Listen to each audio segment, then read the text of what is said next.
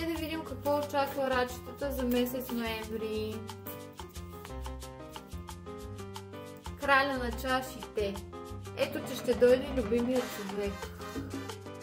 Ако е за жените, ще дойде любовта на живота им. Или човекът, с който са, ще се чувстват много обичани и подкрепени от него. А за мъжете, те ще са любящи, ще са в силата си. Осъзнатия мъж знае, че неговата сила е в любовта.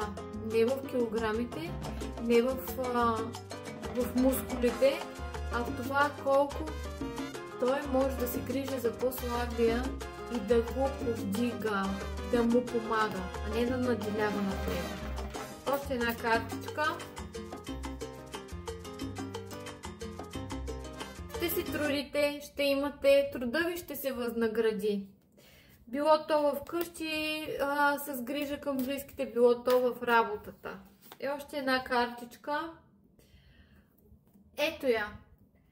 Ще получите много добри новини. Рицара чаш ще пътува към вас с новини за любов, с новини за хубави неща ще ви се случват.